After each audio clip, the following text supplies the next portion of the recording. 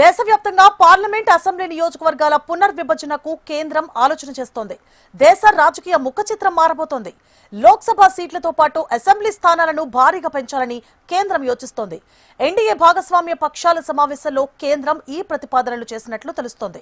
ప్రస్తుత ప్రతిపాదన ప్రకారం దేశవ్యాప్తంగా నియోజకవర్గాల సంఖ్యను దాదాపు 50% పెంచాలని కేంద్రం నిర్ణయించింది.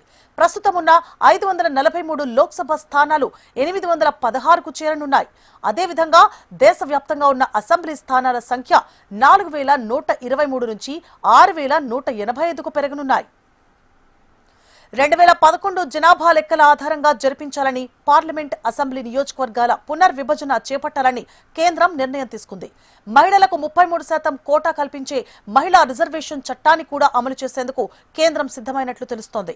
ప్రస్తుత బడ్జెట్లోనే ఇందుకు సంబంధించి రాజ్యాంగ సవరణ బిల్లును ప్రవేశపెట్టే అవకాశాలున్నాయి.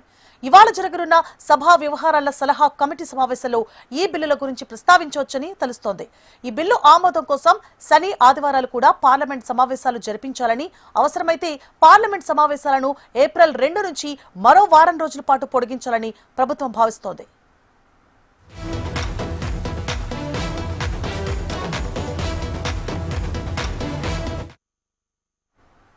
ఇక కేంద్రం తీసుకోనున్న నిర్ణయంతో ప్రతి రాష్ట్రంలో ఇప్పుడున్న నియోజకవర్గాల్లో 50% అదనంగా నియోజకవర్గాలు పెరగనున్నాయి.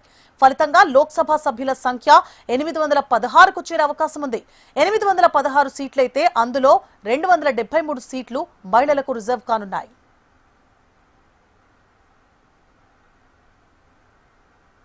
ఇక తెలుగు రాష్ట్రాల విషయానికి వస్తే తెలంగాణలో లోక్సభ సీట్లు 25 లేదా 26కు, అసెంబ్లీ సీట్లు 178కి లేదా 179కి పెరిగే అవకాశాలున్నాయి. అదేవిధంగా ఆంధ్రప్రదేశ్లో లోక్సభ స్థానాలు ప్రస్తుతం ఉన్న 25 నుంచి 37 లేదా 38కి, అసెంబ్లీ స్థానాలు 262 నుంచి 263కు పెరగ